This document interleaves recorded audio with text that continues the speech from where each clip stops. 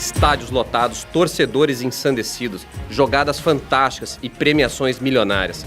São as marcas registradas dos eSports, ou simplesmente esportes eletrônicos. A história dos videogames sempre esteve conectada ao conceito de competitividade.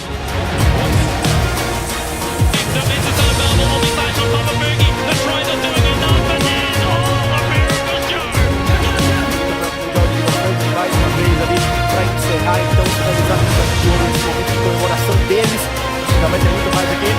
E a taça mais uma vez, mas... E assim, chefe, não tô triste com Um jogo que é fundamental e um jogo que trouxe essa questão da competitividade mais para dentro do videogame, principalmente no espaço arcade, foi o Space Invaders, de 78, né? Space Invaders é o primeiro jogo de videogame a fazer registro de high score. Registrar quem é o recordista. Ele não registrava uma tabela de ranking nem nada. O primeiro a fazer isso foi o jogo Asteroids, mas o fato do Space Invaders registrar o high score criou aquela figura do rei do arcade, né? Então a pessoa ia no arcade jogar Space Invaders para ter o maior score naquele arcade ou naquele lugar, e isso começou a criar essa competitividade no espaço do arcade. A partir do Space Invaders, todos os jogos de alguma maneira traziam alguma ferramenta, algum mecanismo para registrar esse tipo de recorde, esse tipo de high score. E com isso o espaço arcade se tornou um espaço competitivo. E por conta dessa competitividade gerada nos arcades, a gente tem em 82, se não me engano, a criação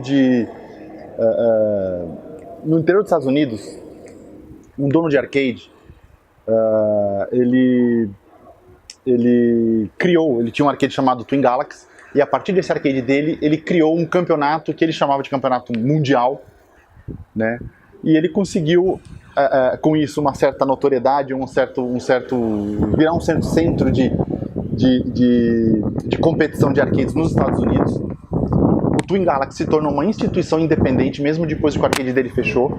E até hoje é o grande scorekeeper, é o grande registrador mundial de high score no mundo, para todo tipo de jogo. Com o avanço tecnológico, computadores pessoais se tornaram realidade e a internet estava cada vez mais acessível ao grande público. Mas no Brasil, a internet estava apenas começando. O surgimento da internet comercial em 95, o que ele fez foi justamente tornar esses rankings, que eram sempre regionais, locais, né? Então assim, a máquina de arcade, ela registrava aquele high score daquele lugar, daquele arcade, né? Com a chegada da internet a gente tem o quê? A gente tem uma coisa desse ranqueamento e desses recordistas serem conhecidos nacionalmente e até alguns casos globalmente, no caso da internet. Os jogos Doom, Quake e StarCraft abriram o caminho para que diversos jogadores compartilhassem a mesma experiência em tempo real, ou quase isso, independentemente de onde estivessem. Nessa mesma época, surgiram as primeiras menções ao termo eSports. O interessante do Doom é que ele é um jogo que ele, por conta da sua mecânica, por conta da sua natureza, ele é um jogo muito apropriado para a prática competitiva, né? E aí tanto o Doom quanto o Quake, que veio depois do Doom, eles só elevaram esse status de prática competitiva para os jogos multiplayer, né? E são muito importantes nesse aspecto, de definir um certo modelo de competitividade em rede, certos modelos de tipo de jogo ou de gênero de jogo para competição. Eu jogava muito Quake, né? Também, internet de escada, aquela coisa que você tinha que ligar de madrugada para pegar um pulso só. Então é aí que eu comecei a... Já tinha a propensão a ficar de madrugada jogando, e com a história de um pulso único para poder pagar menos, era isso, né? E aí, Quake, eu jogava muito RTS também, então jogo tipo Dune 2, Command & Conquer, Warcraft 2, esse tipo de jogo. O bolso dos brasileiros não estava preparado para a velocidade de inovações gráficas dos jogos. É nesse cenário que as lan houses se estabeleceram no Brasil, atraindo o público que queria jogar em máquinas potentes e com boa conexão à internet.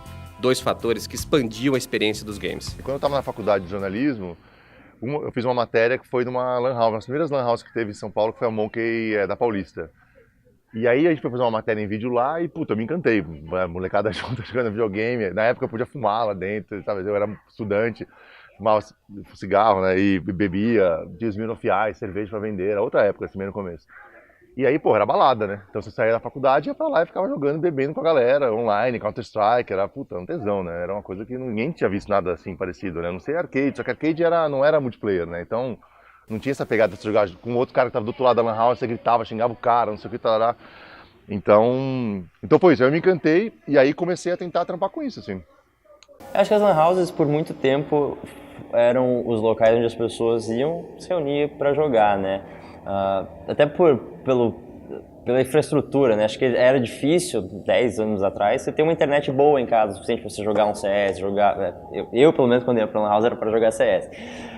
Nem tinha LoL na época, mas era difícil ter em casa. Eu não tinha em casa, então por isso que eu ia pra lan house. E era um ambiente muito legal, todo mundo tá na mesma página jogando jogos juntos, só para se divertir e tal. Claro que sempre tem as tretinhas, mas o importante no final do dia é a diversão, e acho que as lan houses tiveram uma participação muito importante nessa formação dessa geração que está profissionalizando agora. Eu nunca fui em torneio em lan house, mas quando eu era menor eu morava com meus avós, e lá eu tinha um amigo que morava na minha rua, que era tipo um irmão, né? Então a gente fazia tudo junto, e lá tinha uma lan house, tinha uma lan house a 10 minutos de carro e uma mais pra frente a 5 minutos de casa a pé, né? Então a gente ia, sei lá, toda semana lá, pelo menos 3 vezes por semana. E naquela época o que estava forte era o CS 1.6, se eu não me engano, né? E a gente não sabia ainda que tinha campeonatos e tudo mais, mas a gente jogava com todo mundo lá da lan house, era uma gritaria, tipo, matei alguém que estava no olho do outro. Eu era pequeno e mesmo assim, tipo, era aquela energia, tipo, competitiva e divertida ao mesmo tempo.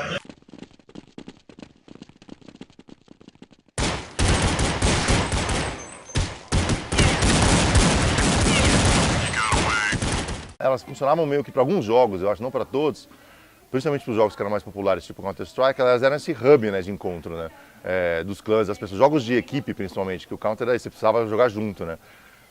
A Lan House virava o local que reunia todo mundo, onde a internet não era necessariamente tão boa nessa época, as pessoas não tinham os puta computadores fodidos em casa, então você ia para lá, você saía do colégio, saía do colégio, imagina, eu às vezes pegava turno, cara, eu fazia o turno da noite na Lan House, então às vezes eu saía de lá às 7 da manhã.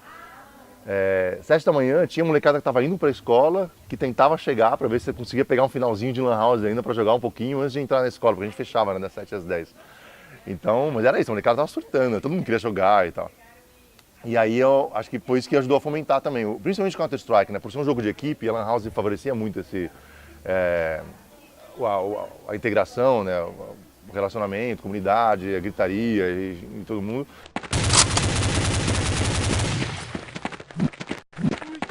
Descendo a ladeira, levando tiro pelas costas. E o comando traficando a noite inteira. Que coisa linda, que coisa maravilhosa. Um jogo que, por exemplo, que se preste à prática, à disputa direta com outro jogador, naturalmente ele se classifica, ele se configura como algo mais fácil de ser transformado em prática esportiva, né?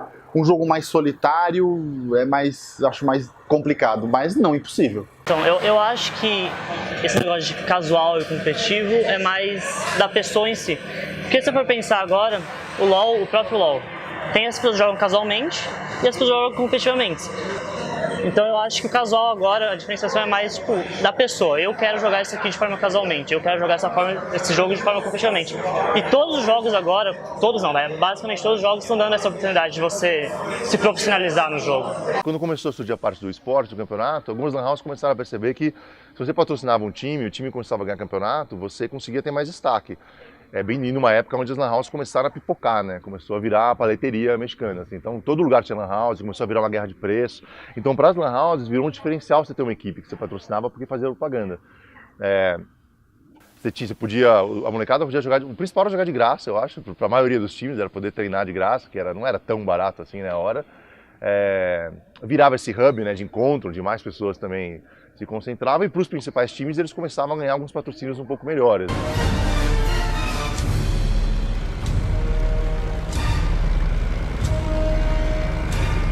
No Brasil, não tem como falar de esporte sem falar do Counter, eu acho que foi emblemático, assim, Counter,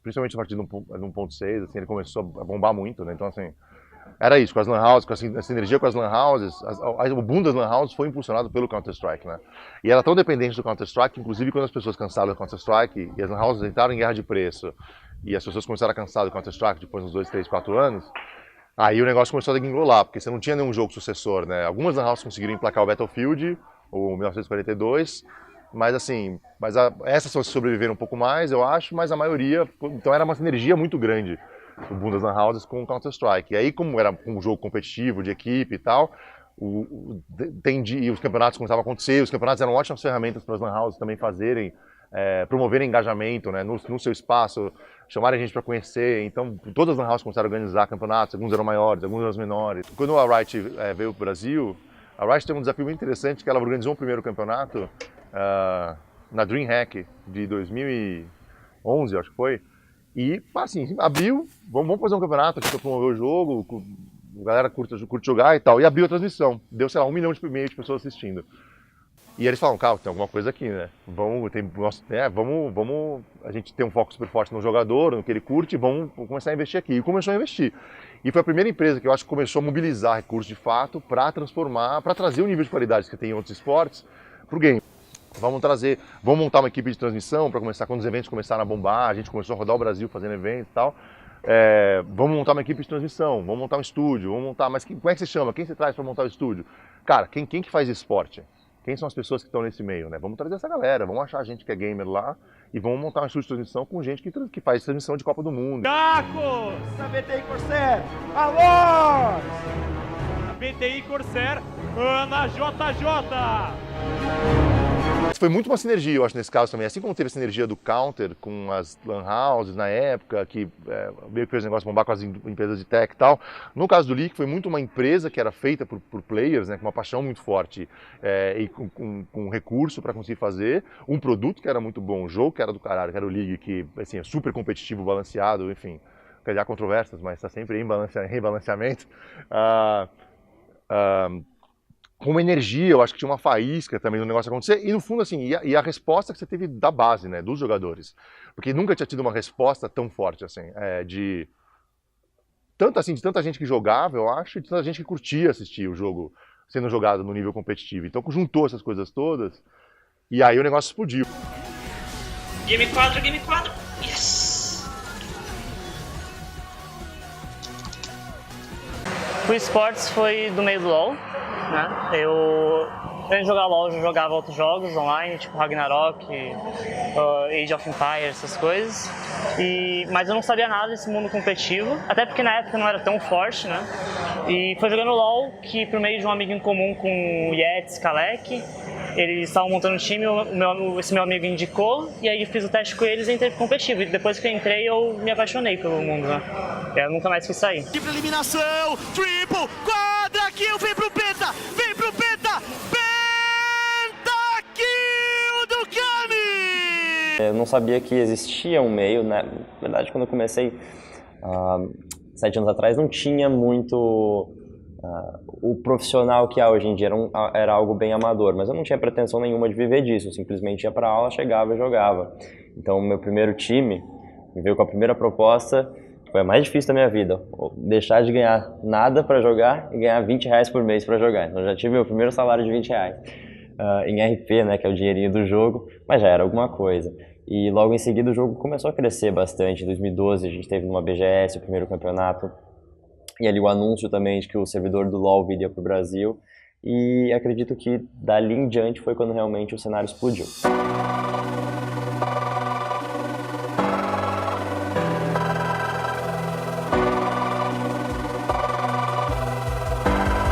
O FPT ia andar no meio do evento, eu começava a juntar a gente em volta, assim, e não deixava ele andar. E qualquer um deles, assim, o Kami ia andar, e aí juntava 300 jogadores, fãs, autógrafo. Assustou eles, assustou a gente, porque a gente tinha ideia dos números, mas acho que a gente nunca tinha visto, assim, na prática, o que era a questão da celebridade, do que eles tinham virado. E aí a gente começou a ter que ter segurança, né? A gente na hora ali teve que se virar, organizar fila de autógrafo, tarará, mas mudou a maneira. Foi ali que a gente, acho que pra mim foi onde eu percebi, assim, as primeiras transmissões, e ali aonde o negócio tinha um potencial imbecil assim no Brasil para virar muito grande. E o Brasil especificamente, eu acho que tem uma energia muito forte assim para o competitivo. Teve um campeonato que foi um desses campeonatos na Campus Party que jogou um time coreano que chamava Incredible Miracle. Jogou na fase de grupos contra o time brasileiro na época, que era o Me Salva Batman, eu acho que chamava, que depois virou Cade. E eles jogaram um jogo lá com os coreanos, cara, que não era um time B coreano, assim, mas era um time coreano, os caras arregaçam, eles são deuses, né, do League, de qualquer jogo, na verdade. E aí aquela energia do público nem era tão grande, mas, cara, ele tava num nível de gritaria durante a partida, cada jogada que o time brasileiro acertava e impulsionava a torcida, impulsionava o time, chegou num nível que você vai ouvir a narração, os gringos estavam narrando atrás, o Freak, os caras, você não conseguia ouvir, você vai ouvir a narração, você vai ouvir, dá pra ver o VOD hoje, você vai ver, você não ouve os narradores, de tão alto que era o grito da torcida. E aí você ia no Reddit e tal, você viu os comentários, cara, eu nunca ouvi o esporte sendo jogado num nível de emoção como foi no Brasil e tal. E tem uma energia aqui que é diferente.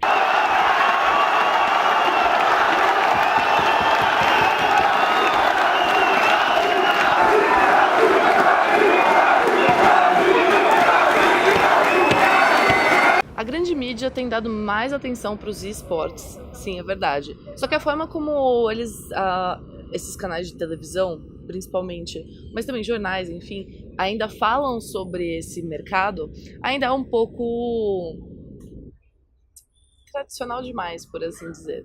Eles ainda falam, você sabia que pessoas ganham dinheiro jogando videogame? Pois é, entende? Então, assim, é uma narrativa até um pouco cansativa pra gente que trabalha com isso, mas que eu imagino que talvez seja necessário para pessoas de casa que não entendem nada sobre isso, olharem e falarem, caramba, que legal, sabe? A gente tá vendo um Galvão Bueno narrando uma jogada de LOL, sabe? A gente tá vendo o Sport TV investindo nos esportes e tendo sempre League of Legends, o Campeonato Brasileiro de League of Legends aos finais de semana. Sport TV, que é um dos meios mais tradicionais de esportes da Globo, tem a sua própria grade de esportes, tem a sua própria equipe especialista em esportes. Então, eu imagino, eu vejo isso com bons olhos, né? Obviamente, eles não estão fazendo isso para incentivar o mercado de esportes, porque ninguém é bonzinho.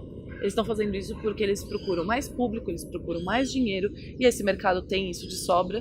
Então, é bom também, é um tipo de reconhecimento que nós dos esportes gostamos de receber. O kill do Micão, olha o LOL, olha o LOL, olha o LOL, quadra kill do Micão, quadra kill não, é tetra, é tetra, é tetra, é tetra, é tetra kill! A NTZ é campeã do CBLOL! Então eles, assim, não conseguiam mais ignorar, entendeu? Foi meio que a revelia, assim, não foi que teve, não foi que teve um suporte da grande mídia pra impulsionar e tal.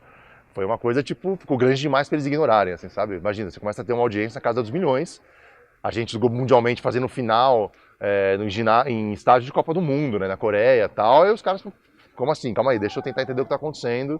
E aí não conseguiram mais ignorar, e aí acho que aí impulsionou, a hora que eles entram, impulsiona muito mais, né? Grandes premiações e audiência global são consequências de uma imensa base de consumo. O Brasil é o terceiro maior público cativo de esportes do mundo.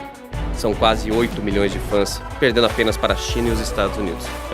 The blocks, throws not enough, and there it is from Rolinho, over infiltration again. 3-0, oh man, that is Rolinho doing... Eu acho que os esportes são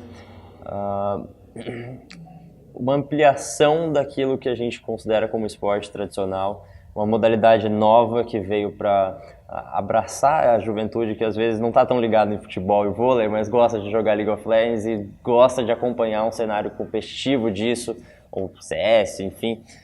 E cada vez mais eu fico feliz com a quantidade de gente de fora do meio que vê, que conhece e que se apaixona. Você vê o Neymar jogando CS, jogando... Tem uns outros famosos aí que jogaram PUBG também, Fortnite. Então, é algo muito legal de se ver como a gente consegue, através de um ambiente de competição, de esporte eletrônico, unir pessoas que gostam de coisas diferentes, mas por uma mesma causa, que é a causa dos nossos esportes, que a gente espera que continuem crescendo cada vez mais aqui no Brasil. Já estão muito grandes, mas sempre há espaço para crescer mais. E a gente espera também que o pessoal do LoL comece a ganhar lá fora também, né? Porque tá feia a coisa. Tem gente que não consegue entender que é um esporte. É um esporte. Envolve regras, envolve pensamento lógico, né? Raciocínio. As próprias mecânicas, né? Mexer o mouse, clicar no teclado, tipo, você precisa de treino para isso, você precisa fazer tudo muito rápido. Então, de primeiro tudo é isso. Para mim, ela representa talvez a nova geração, né? Eu acho que é o novo sonho da molecada. E eu acho que é um mercado que está uma crescente muito grande, como eu já disse, e que movimenta muito dinheiro. Eu acho que é uma coisa muito boa para todo mundo, tanto do ponto de vista econômico quanto do ponto de vista social. Quando começou essa coisa dos esportes, eu imaginei que ele fosse acabar se tornando uma coisa como o xadrez esportivo, xadrez competitivo, que é considerado um esporte, mas ele não consegue nunca penetrar no alto círculo do esporte, da competição, etc, etc. Mas a gente vê hoje em dia, por exemplo, o esporte digital já transmitido por canal aberto. Então, assim, você vê o alcance, você vê o interesse comercial que há em cima desse mercado da competição, né? Há 2 anos atrás teve o CBLOL aqui em São Paulo, ele pagou um prêmio para o ganhador, que era um prêmio maior. Não, o ganhador não. O tanto de prêmio que ele ganhava era maior do que os prêmios que a CBF pagava para o Campeonato Brasileiro. Né? Então a gente consegue mensurar o tamanho que isso está adquirindo, que está conseguindo. Então acho que vejo um grande futuro, acho que tem tudo para chegou e agora não há o que fazer, chegou e vai ficar. Eu vejo como essa mudança na forma de consumo da tecnologia, não só aqui no Brasil, mas no mundo todo, pode mudar os esportes de uma maneira assim, para sempre. Por quê? Porque o processo de... A tecnologia ela está atingindo mais pessoas, os games estão atingindo mais pessoas, e com isso eu imagino que a gamificação também vai atingir um número maior de pessoas. Isso significa o quê? Cada vez mais os games vão se tornar algo comum. E é do ser humano ter essa coisa da competição. Cara, a gente compete, a gente gosta de assistir pessoas competindo desde da época dos romanos, dos gregos, com os coliseus, com os gladiadores. Então, se hoje a forma como a gente consome tecnologia, consome informação, enfim, tá mudando para esse lado mais tecnológico, por que não levar a parte da competição junto? É uma cultura, hoje em dia é um negócio gigantesco, que toda hora você vê palestras sobre esporte nos eventos, a gente falando, as empresas começando a ver o que funciona, e é só o começo, cara, do negócio que... Acho que nem é mais a pergunta, tinha uma questão antes que assim, será que é esporte, não é esporte? Eu lembro que eu fazia apresentação, ia dar entrevista, será que isso é esporte de verdade, não é esporte de verdade? A gente sempre tratou, cara, nosso público acha que é esporte, então foda-se, assim, vamos fazer, a gente quer fazer como se fosse um esporte. E aí, tem todo o argumento do é um esporte, não é um esporte, mas na real, cara, se a gente acha que é um esporte, foda-se, entendeu? Vai ser um esporte. E virou um esporte, a gente fez um esporte. Eu digo assim, a comunidade, né, fez um esporte. E aí eu acho que isso agora impulsiona, porque todo mundo se sente muito mais empoderado, né? Fala, caralho, olha o que quem estava participando desse processo, fala, olha o que a gente fez agora, o que a gente conseguiu fazer. E o que a gente precisa agora, na verdade, são pessoas, para o meio crescer, são pessoas, acho que querem continuar dando próximos passos e capacitadas. Como cresceu muito rápido, você não tem mão de obra capacitada de tudo, não é só o atleta, assim, é a pessoa que faz trabalho de transmissão, de vídeo, de luz, que faz o conteúdo, trabalha em finanças, que trabalha em jurídico para auxiliar os times, auxiliar os contratos, pessoal. Então, assim, quanto mais gamers tiver capacitados em N áreas de localização, suporte ao jogador, sabe assim, a parte técnica de software para desenvolver ferramentas, o mercado e o ecossistema, psicólogos para ajudar os times, ele está crescendo e precisa de pessoas capacitadas e profissionais ajudando e participando e as oportunidades são imensas. A gente tinha muita dificuldade de contratar na Riot porque você não tinha profissional qualificado gamer, assim. Então, eu acho que é o começo de um negócio que vai virar brutalmente grande, assim. E ainda dá tempo de entrar.